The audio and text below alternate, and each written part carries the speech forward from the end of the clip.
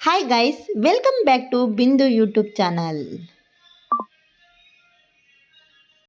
Hi guys, ಇವತ್ತಿನ ತಮ್ನೈಲ್ ನೋಡ್ತಿದ್ದಂಗೆ ಈ video ತಮ್ನೈಲ್ ನೋಡ್ತಿದ್ದಂಗೆ ಏನು ಮಾಡ್ತಾ ಇದ್ದೀವಿ ಅಂತ ಗೊತ್ತಾಗಿರುತ್ತೆ. ಇವತ್ತು ಒಳ್ಳೆ ಬಿಸಿ ಬಿಸಿ ಬಿರಿಯಾನಿ ಮಾಡ್ಕೊಂಡು ತಿನ್ನೋಣ ಅಂತ ಅನಿಸ್ತಾ ಇತ್ತು. ಹಾಗಾಗಿ ಇವತ್ತು ಚಿಕನ್ ತರಿಸ್ಕೊಂಡು ಬಿಸಿ ಬಿರಿಯಾನಿ ಮಾಡಿಕೊಂಡು ತಿನ್ನೋಣ ಅಂತ ಹೇಳಿಬಿಟ್ಟು ಬಿರಿಯಾನಿ ರೆಡಿ ಮಾಡ್ತಾ ಇದ್ದೀವಿ. ನೋಡಿ ಹೇಗೆ ನೋಡ್ತಾ ಇದ್ರೆ ಬಾಯಲ್ಲೆಲ್ಲ ನೀರು ಬರೋ ಥರ ಆಗ್ತಾ ಇದೆ.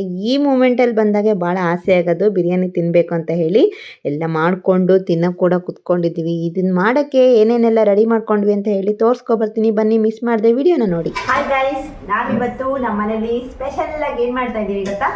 ಇವತ್ತು ಚಿಕನ್ ಬಿರಿಯಾನಿ ಮಾಡೋಣ ಅಂತ ಅಂದ್ಕೊಂಡಿದ್ದೀನಿ. ಚಿಕನ್ ಬಿರಿಯಾನಿ ಮಾಡೋಕ್ಕೋಸ್ಕರ ಇವತ್ತು ದೊಡ್ಡ ಪಾತ್ರೆ ತೊಗೊಂಡಿದ್ದೀನಿ. ಯಾಕಂದರೆ ನಮ್ಮ ಮನೇಲಿ 4 ಜನ ನಾವಿರೋದು. ನಾನು, ನಮ್ಮ ಮನೆಯವರು, ನಮ್ಮ ಇದ್ದ ಹಾಗೆ ನಮ್ಮ ಅತ್ತರ್ವ ನನ್ನ ಮಗ. ಆದರೆ ಇವತ್ತು ನಮ್ಮ ಅತ್ತೆ ಮಾವ ಕೂಡ ಬಂದಿದ್ದಾರೆ, ಅಡಗಿದ್ರೆ ಬಂದು 4 ದಿನ ಆಗಿತ್ತು. ಸರಿ, ಇವತ್ತು ಏನು ಮಾಡೋಣ ಅಂತ ಯೋಚನೆ ಮಾಡ್ತಾಯಿದ್ದೆ. ಸಡನ್ನಾಗಿ ಬಿರಿಯಾನಿ ಮಾಡಿದ್ರೆ ಚೆನ್ನಾಗಿರುತ್ತೆ ಅಂತ ಅನಿಸ್ತು. ಹಾಗಾಗಿ ಬಿರಿಯಾನಿ ಮಾಡೋಕ್ಕೋಸ್ಕರ ಇವತ್ತು ರೆಡಿ ಮಾಡ್ಕೊತಿದ್ದೀವಿ. ಇನ್ನೂ ಚಿಕನ್ ಬಂದಿಲ್ಲ. ಬಂದ ಮೇಲೆ ಹೇಗೆ ಮಾಡ್ತೀವಿ, ಏನೇನು ಮಾಡ್ತೀವಿ ಅಂತ ತೋರಿಸ್ತೀವಿ. ಪಾತ್ರೆ ಎಲ್ಲ ಎತ್ತಿ ಮೇಲಿಟ್ಟಿದ್ವಿ. ಇಷ್ಟು ದೊಡ್ಡ ದೊಡ್ಡ ಪಾತ್ರೆಯಲ್ಲೆಲ್ಲ ನಾವು ಅಡುಗೆ ಮಾಡಲ್ಲ. ಇವತ್ತು ಬಿರಿಯಾನಿ ಮಾಡೋಕ್ಕೋಸ್ಕರ ದೊಡ್ಡ ಪಾತ್ರೆನ ಇಟ್ಕೊಂಡಿದ್ದೀನಿ. ಇದನ್ನೆಲ್ಲ ನೀಟಾಗಿ ವಾಶ್ ಮಾಡಿ ಇಟ್ಕೋಬೇಕು. 1 ವರ್ಷನೇ ಆಗೋಯ್ತು ಈ ಪಾತ್ರೆ ಎಲ್ಲ ಯೂಸ್ ಮಾಡಿದೆ. ಇವಾಗೆಲ್ಲ ತೊಳೆದ್ಬಿಟ್ಟು ನೀಟಾಗಿ ಎಲ್ಲ ರೆಡಿ ಮಾಡಿ ಒಂದೊಂದಾಗಿ ಎಲ್ಲ ಸೆಟ್ ಮಾಡ್ಕೊಂಡ್ಮೇಲೆ ಬಿರಿಯಾನಿ ಹೇಗೆ ಮಾಡ್ತೀವಿ ಅಂತ ಹೇಳ್ಬಿಟ್ಟು ತೋರಿಸ್ತೀನಿ. ಯಾವುದೇ ಕಾರಣಕ್ಕೂ ಈ ವಿಡಿಯೋನ ಮಿಸ್ ಮಾಡಿದೆ, ಲಾಸ್ಟ್ವರೆಗೂ ನೋಡಿ. ನಮ್ಮನೆ ಬಿರಿಯಾನಿ ಹೇಗಿರುತ್ತೆ, ಎಷ್ಟು ಟೇಸ್ಟಿಯಾಗಿ ಮಾಡ್ತೀವಿ ಅಂತ ಹೇಳ್ಬಿಟ್ಟು ನಿಮಗೆ ಗೊತ್ತಾಗುತ್ತೆ. ಓಕೆ ಗೈಸ್, ಬನ್ನಿ ನೆಕ್ಸ್ಟ್ ಏನು ಮಾಡೋಣ, ಇದನ್ನು ಮ್ಯಾಶ್ ಮಾಡಿ ರೆಡಿ ಮಾಡಿ ಆಮೇಲೆ ಆನಿಯನ್ನೆಲ್ಲ ಕಟ್ ಮಾಡಿಬಿಟ್ಕೊಂಡು ರೆಡಿ ಮಾಡ್ಕೊಬಿಡೋಣ. ಚಿಕನ್ ತಗೊಬರೋದ್ರೊಳಗಡೆ ಪಾತ್ರೆ, ಪ್ಲೇಟು ಹಾಗೆ ಎರಡನ್ನೂ ವಾಶ್ ಮಾಡಿ ರೆಡಿಯಾಗಿ ಇಟ್ಕೊಂಡಿದ್ದೀನಿ. ಇನ್ನೇನಿದ್ರು ಕಟ್ ಮಾಡಬೇಕು. ಕಟ್ ಮಾಡೋಕ್ಕೆ ಆನಿಯನ್ ತೊಗೊಬರೋಣ. ಇಲ್ಲಿ ನೋಡಿ 9 ಆನಿಯನ್, 9 ಈರುಳ್ಳಿ ತಂದು ಇಟ್ಕೊಂಡಿದ್ದೀನಿ. ನನಗೆ ಜಾಸ್ತಿ ಜನಗೆಲ್ಲ ಬಿರಿಯಾನಿ ಮಾಡಿ ಅಭ್ಯಾಸ ಎಲ್ಲ ಗೊತ್ತಿಲ್ಲ. ಏನೊಂದು 2-3 ಜನಗಾದರೆ ಮಾಡ್ತಾ ಇದ್ವಿ. ಇವತ್ತು ಒಂದು ಎಷ್ಟು ಜನ ಆಗ್ತೀವಿ ನಾವು, ನಮ್ಮ ಹತ್ತರವನ್ನು ಬಿಟ್ಬಿಟ್ಟು 5 ಜನ ಆಗ್ತೀವಿ. ನೋಡೋಣ ಹೇಗೆ ಬರುತ್ತೆ ಅಂತ ಹೇಳ್ಬಿಟ್ಟು. ನಾನು ತುಂಬ ದಿನ ಆಯಿತು ಬಿರಿಯಾನಿ ಮಾಡಿದೆ. ಇಷ್ಟು ಆನಿಯನ್ನು ಹೆಚ್ಚಿ ಇಟ್ಕೊತೀನಿ. ಹಾಗೆ ಟೊಮೊಟೊ ಕೂಡ ಬೇಕು. ನಾನು ಕೂಡ ಯೂಟ್ಯೂಬಲ್ಲಿ ನೋಡಿಬಿಟ್ಟೆ ನಾನು ಈ ರೆಸಿಪಿನ ಮಾಡ್ತಾ ಇರೋದು. ಹೇಗೆ ಬರುತ್ತೆ ಅಂತ ಲಾಸ್ಟಿಗೆ ನೋಡಬೇಕು. ಹಾಗೆ ಅವ್ರ ಹತ್ರ ಟೇಸ್ಟ್ ನೋಡಿ ಚೆನ್ನಾಗೈತೆ ಅಂದರೆ ಓಕೆ, ಪರವಾಗಿಲ್ಲ. ನನಗೆ ಯಾಕೋ ಇದ್ದಕ್ಕಿದ್ದಂಗೆ ಬಿರಿಯಾನಿ ಮಾಡಬೇಕು ಅಂತ ಅನಿಸ್ತು. ಹಾಗಾಗಿ ಆಲ್ರೆಡಿ ಇತ್ತು, ಬಸ್ಸಾರು ಮಾಡಿದ್ದೆ ಮಧ್ಯಾಹ್ನ. ಆದರೆ ಬಸ್ಸಾರು ಪಲ್ಯ ಹಾಗೇ ಇದೆ ನೋಡಿ. ಪಲ್ಯನೂ ಇದೆ, ಬಸ್ಸಾರು ಇದೆ. ಆದರೆ ಇಲ್ಲಿ ಬಸ್ಸಾರು ಇದೆ, ಆದರೆ ಯಾಕೋ ತಿನ್ನಕ್ಕೆ ಮೂಡಿಲ್ಲ. ಬಿರಿಯಾನಿ ನೆನಪಾಯಿತು, ಯಾಕೋ ಬಿರಿಯಾನಿ ಮಾಡೋಣ ಅನಿಸ್ತು. ಎಲ್ಲ ಹೆಚ್ಚಿಟ್ಕೊಬಿಡೋಣ. ನಮ್ಮ ಅತ್ತೆ ಮಾವ ಯಾರೂ ಇಲ್ಲ ಮನೇಲಿ ಸದ್ಯಕ್ಕೆ. ನಾನು ನಮ್ಮ ಮನೇಲಿ ಇಬ್ಬರಿದ್ದೀನಿ. ಅವರು ಚಿಕನ್ ತಗೊಬರೋದ್ರೊಳಗೆ ನಾನೆಲ್ಲ ಹೆಚ್ಚಿಟ್ಕೊಳ್ಳೋಣ ಅಂತ ಹೇಳಿಬಿಟ್ಟು ಎಲ್ಲ ರೆಡಿ ಮಾಡ್ಕೊತಾ ಇದ್ದೀನಿ. ಅವ್ರು ಬರೋದ್ರಾಗ ಬಿರಿಯಾನಿ ರೆಡಿ ಮಾಡಿದ್ರೆ ಸರಿ ಹೋಗುತ್ತೆ. ಬಿರಿಯಾನಿ ಮೊಸರು ಬಜ್ಜಿ, ಆದರೆ ಮೊಸರು ಬಜ್ಜಿ ನೋಡ್ತೀನಿ, ಆದರೆ ಮಾಡ್ತೀನಿ, ಇಲ್ಲಾಂದರೆ ಬಿರಿಯಾನಿ ಮಾಡ್ತೀನಿ. ಓಕೆ, ಬನ್ನಿ ಕಟ್ ಮಾಡಿಬಿಡೋಣ. ಅಷ್ಟರೊಳಗಡೆ ಈರುಳ್ಳಿನ ಫಸ್ಟು ನಾನು ಯಾವುದೇ ಅಡುಗೆ ಮಾಡೋದಾದರೂ ಫಸ್ಟು ನಾನು ಈರುಳ್ಳಿನ ಕಟ್ ಮಾಡಿಬಿಟ್ಟು ನೀರಲ್ಲಿ ಹಾಕ್ಕೊತೀನಿ. ಕಟ್ ಮಾಡಿ ಈರುಳ್ಳಿ ನೀರಲ್ಲಿ ಹಾಕೊಂಡ ತಕ್ಷಣವೇ ಕಟ್ ಮಾಡಲ್ಲ, ಯಾಕಂದರೆ ಕಣ್ಣು ಉರಿ ಬರುತ್ತೆ. ಹಾಗಾಗಿ ನಾನೇನು ಮಾಡ್ತೀನಿ, ನೀರಲ್ಲಿ ಸುಮಾರು ಹೊತ್ತು ಬಿಡ್ತೀನಿ. ಬೇರೆ ಏನೇನು ಬೇಕು ಅಂತ ನೋಡಿಕೊಂಡು ಎಲ್ಲ ಕಟ್ ಮಾಡಾದಮೇಲೆ ಮತ್ತೆ ಈರುಳ್ಳಿ ಕಟ್ ಮಾಡ್ಕೊಳೋದು. ಬಂದರು ಅನಿಸುತ್ತೆ ನಮ್ಮ ಅತ್ತೆ ಮಾವ. ನಮ್ಮ ಹತ್ತರ ಒಂದು ಸೌಂಡ್ ಜೋರಾಗಿ ಕೇಳಿಸ್ತಾ ಇದೆ. ಒಳಗೆ ಬರಲ್ಲ, ಹೊರಗಡೆನೇ ಆಟಾಡೋಣ ಅಂತ ಕೂಗಾಡ್ತಾ ಇದ್ದಾನೆ. ನೋಡೋಣ ಅವನ ಕತೆ ಏನು ಅಂತ. ಹೋಗ್ಬಿಟ್ಟು ಬಾಗಿಲು ತೆಗೆದು ನೋಡ್ಕೊಂಡು ಬರುವೆ.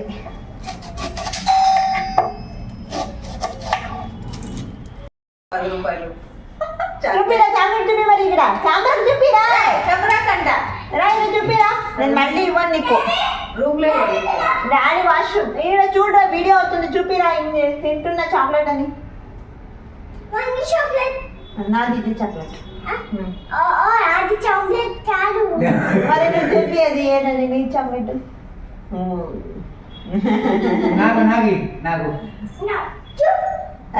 మరి ಈರುಳ್ಳಿನ ಎಲ್ಲ ನೀರಲ್ಲಿ ಕಟ್ ಮಾಡಿ ಹಾಕಿಟ್ಟಿದ್ದೆ. ಹಾಗೆ ನಮ್ಮ ಅತ್ತೆ ಬಂದ್ರಲ್ವ, ಅವ್ರು ನಾನು ಸಿಪ್ಪೆ ಎಲ್ಲ ತಕ್ಕೊಡ್ತೀನಿ ಅಂತ ಹೇಳಿಬಿಟ್ಟು ಸಿಪ್ಪೆ ತೆಗಿತಾ ಇದ್ದಾರೆ. ಹಾಗೆ ನಾನು ಇವಾಗ ಟೊಮೊಟೊ ಕಟ್ ಮಾಡ್ಕೊಳಕ್ಕೆ ಟೊಮೊಟೊ ತೊಗೊಳ್ಳೋಣ ಅಂತ ಹೇಳಿಬಿಟ್ಟು ಒಂದು 6-7 ಟೊಮೊಟೊನ ತಂದು ಇಟ್ಕೊಂಡಿದ್ದೀನಿ.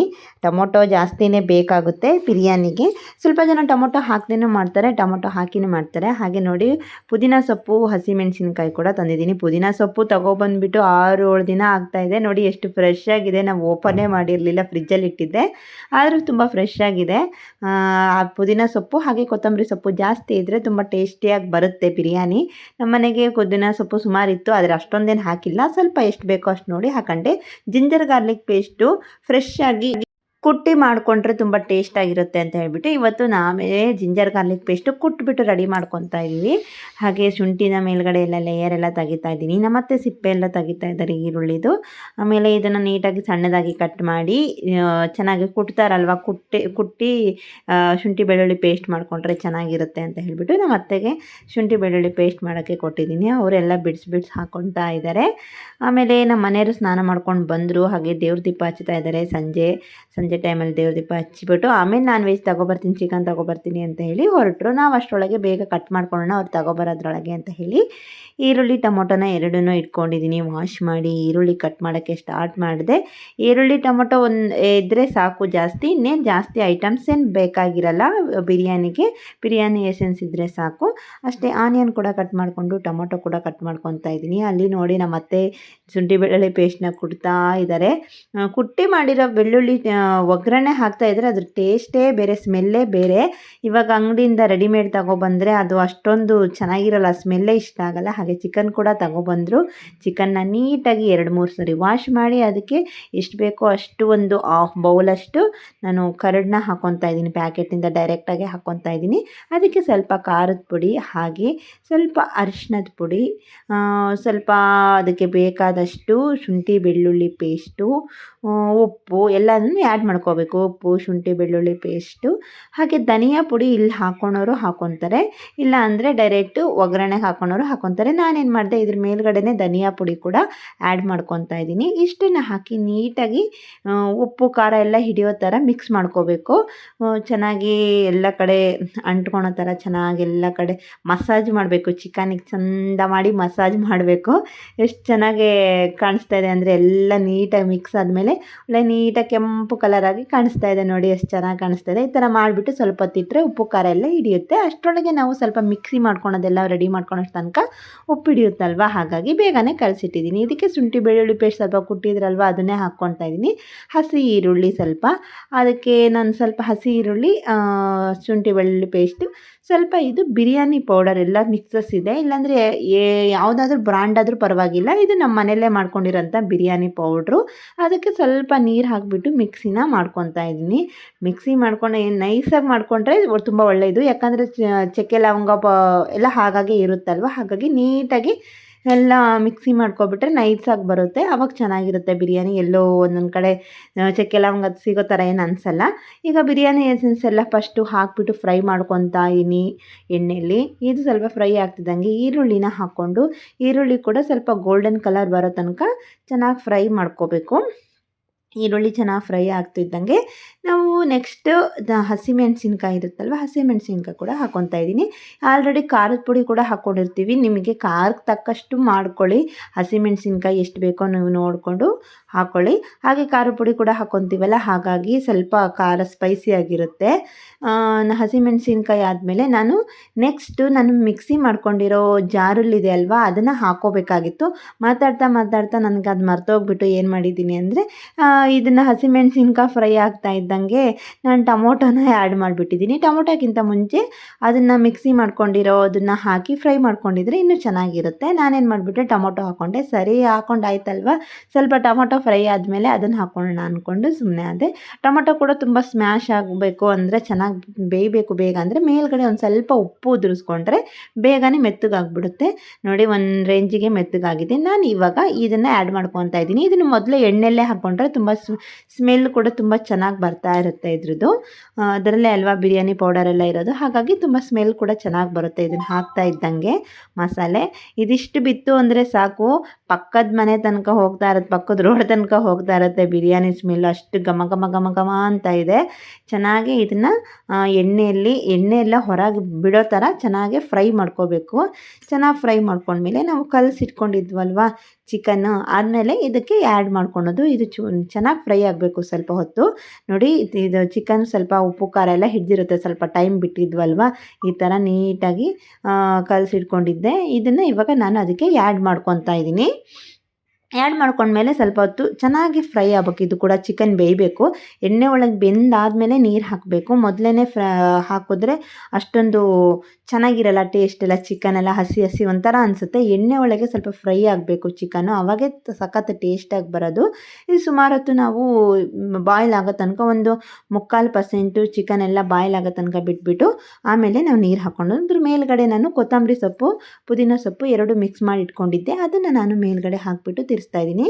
ಕೊತ್ತಂಬರಿ ಸೊಪ್ಪು ಅಷ್ಟೊಂದೇನು ಜಾಸ್ತಿ ಇರಲಿಲ್ಲ, ಎಷ್ಟಿತ್ತು ಅಷ್ಟನ್ನು ಹಾಕಿಬಿಟ್ಟು ಪುದೀನ ಸೊಪ್ಪನ್ನು ಹಾಕಿ ಮಿಕ್ಸ್ ಮಾಡ್ತಾ ಇದ್ದೀನಿ. ಚೆನ್ನಾಗಿ ಇದನ್ನು ಚಿಕನ್ ಕೂಡ ಮೆತ್ತಗೆ ಬಾಯ್ಲ್ ಆದಮೇಲೆ ನಾನು ಅದಕ್ಕೆ ನಮ್ಮ ಮನೆಗೆ ಎಷ್ಟು ಜನ ಇದ್ದೀವಿ ಅದಕ್ಕೆ ನೋಡಿಬಿಟ್ಟು ನೀರು ಎಷ್ಟು ಬೇಕು ಅಂತ ಹೇಳಿ ಆ್ಯಡ್ ಮಾಡ್ಕೊತೀನಿ. ಹಾಗೆ ಸ್ವಲ್ಪ ಖಾರದ ಪುಡಿ ಹಾಕೋಣ, ಸ್ಪೈಸಿ ಇದ್ದರೆ ಚೆನ್ನಾಗಿರುತ್ತೆ ಅಂತ ಹೇಳಿಬಿಟ್ಟು ಮೇಲ್ಗಡೆ ಖಾರದ ಪುಡಿ, ಸ್ವಲ್ಪ ಅರಿಶಿನ ಪುಡಿನ ಹಾಕ್ಕೊಂಡು ರೆಡಿ ಮಾಡ್ಕೊತಾ ಇದ್ದೀನಿ. ಚೆನ್ನಾಗಿ ಎಲ್ಲ ಮಿಕ್ಸ್ ಆದಮೇಲೆ ನೋಡಿ ಕಲರ್ ಎಷ್ಟು ಚೆನ್ನಾಗಿ ಕಾಣಿಸ್ತಾ ಇದೆ, ಬಿರಿಯಾನಿ ಕಲರು. ಹಾಗೆ ಸ್ಮೆಲ್ ಕೂಡ ಚೆನ್ನಾಗಿ ಬರ್ತಾ ಇದೆ. ಸ್ಮೆಲ್ ಬರ್ತಾ ಇದ್ರೆ ಸಾಕು ಮನೇಲೆಲ್ಲ ಬಿರಿಯಾನಿಗೆ ಸ್ವಲ್ಪ ಹೊಟ್ಟೆ ಸ್ವಲ್ಪ ಜಾಸ್ತಿನೇ ಹಸ್ಬಿಡುತ್ತೆ. ಮಾಮೂಲಿ ಊಟಕ್ಕಿಂತ ಬಿರಿಯಾನಿ ಅಂದರೆ ಸ್ವಲ್ಪ ಜಾಸ್ತಿನೇ ಖಾಲಿ ಆಗುತ್ತೆ. ಹಾಗೆ ಎಲ್ಲ ಚೆನ್ನಾಗಿ ಬೆಂದ ಮೇಲೆ ನೀರು ಎಷ್ಟು ಬೇಕೋ ಅಷ್ಟು ನೀರು ಹಾಕ್ಕೊಂಡು ರುಚಿಗೆ ತಕ್ಕಷ್ಟು ಉಪ್ಪು ಹಾಕ್ಕೊಂಡಿದ್ದೀನಿ. ಹಾಗೆ ಬಿರಿಯಾನಿ ಕಲರ್ನ ಕೂಡ ಹಾಕ್ಕೊಂಡಿದ್ದೀನಿ. ಬಿರಿಯಾನಿ ಕಲರ್ ಹಾಕ್ಕೊಂಡ್ಮೇಲೆ ಒಳ್ಳೆ ಕಲರ್ ಬರುತ್ತೆ. ನೀರು ಕೂಡ ಸಖತ್ತಾಗಿ ಇದು ಚೆನ್ನಾಗಿ ಕುದಿಬೇಕು. ನೀರು ಕುದಿಯೋಷ್ಟೊತ್ತಿಗೆ ನಾವು ಅಕ್ಕಿ ಹಾಕ್ಬೇಕು. ಮೊದಲೇ ಕುದಿಯೋಕ್ಕಿಂತ ಮುಂಚೆ ಅಕ್ಕಿ ಹಾಕಿದ್ರೆ ಅಕ್ಕಿ ಎಲ್ಲ ನೆಂದು ಬಿಡುತ್ತೆ. ಹಾಗಾಗಿ ಚೆನ್ನಾಗಿ ಕುದ್ಮೇಲೆ ಅಕ್ಕಿ ಹಾಕಬೇಕು. ಅಕ್ಕಿ ಕೂಡ ತೆಗೆದು ತೊಳೆದಿಟ್ಕೊಂಡಿದ್ದೀನಿ. ಎಷ್ಟು ಬೇಕೋ ಅಷ್ಟು ಅಕ್ಕಿ ನೋಡಿ ತೊಳೆದಿಟ್ಕೊಂಡಿದ್ದೀನಿ. ಅಷ್ಟರೊಳಗೆ ನೀರು ಕೂಡ ಕುದೀತು. ನೋಡಿ ಹೇಗೆ ಕುದೀತಾ ಇದೆ ಅಂತ ಹೇಳ್ಬಿಟ್ಟು ಚೆನ್ನಾಗಿ ಕುದೀತು. ಉಪ್ಪು ಖಾರ ನೋಡೋ ಹಾಗಿದ್ರೆ ಇವಾಗಲೇ ನೋಡ್ಕೊಬಿಡಿ, ಎಷ್ಟು ಬೇಕೋ ಅಷ್ಟು ಉಪ್ಪು ಖಾರ. ಸ್ವಲ್ಪ ಉಪ್ಪು ಲೈಟಾಗಿ ಒಂಚೂರು ಉಪ್ಪು ಅನಿಸಿದ್ರೆ ಅಕ್ಕಿ ಹಾಕಿದಾಗ ಸರಿಯಾಗಿ ಸೆಟ್ ಆಗುತ್ತೆ. ಸರಿಯಾಗಿ ಉಪ್ಪು ಹಾಕಿದ್ರೆ ಸ್ವಲ್ಪ ಬಿರಿಯಾನಿ ಸಪ್ಪೆಯಾಗಿ ಬರುತ್ತೆ. ಹಾಗಾಗಿ ನಮಗೆ ಹೇಗೆ ಬೇಕು ಕಟ್ಟಿಗೆ ಆ ಥರ ಖಾರ ಉಪ್ಪು ನೋಡಿಕೊಂಡು ಅಕ್ಕಿನ ಆ್ಯಡ್ ಮಾಡ್ಕೊಳ್ಳಿ. ಆವಾಗ ಸ್ವಲ್ಪ ನಾವು ಎಷ್ಟು ಅಕ್ಕಿ ಹಾಕ್ತೀವೋ ಅದಕ್ಕೆ ನೀರು 1-2 ಗ್ಲಾಸ್ ಅಷ್ಟು ಜಾಸ್ತಿ ಹಾಕಿದ್ರೆ ಮ್ಯಾನೇಜ್ ಆಗುತ್ತೆ. ಇಲ್ಲಾಂದರೆ ಕರೆಕ್ಟಾಗಿ ಹಾಕ್ಕೊಂಡ್ವಿ ಅಂದರೆ ಸ್ವಲ್ಪ ನೀರು ಕಡಿಮೆ ಆಗಿ ಅಕ್ಕಿ ಗಟ್ಟಿಯಾಗಿಬಿಡುತ್ತೆ, ಅನ್ನ ಸರಿಯಾಗಿ ಬಾಯ್ಲ್ ಆಗಲ್ಲ. ಹಾಗಾಗಿ ಸ್ವಲ್ಪ ನೀರನ್ನ ಜಾಸ್ತಿನೇ ಹಾಕ್ಕೋಬೇಕು. ಚೆನ್ನಾಗಿ ಇದನ್ನು ಅಕ್ಕಿ ಎಲ್ಲ ಹಾಕಿದ್ಮೇಲೆ ತಿರುಗಿಸ್ತಾ ಇರಬೇಕು ಅವಾಗವಾಗ, ಇಲ್ಲಾಂದರೆ ತಳ ಹಿಡಿದ್ಬಿಡುತ್ತೆ. ಆಲ್ಮೋಸ್ಟ್ ಇನ್ನೇನು ಬಿರಿಯಾನಿ ಬೇಯೋಕ್ಕೆ ಕೂಡ ಬಂತು. 1/2%, 50% ಬೇಯ್ತಾ ಇದೆ.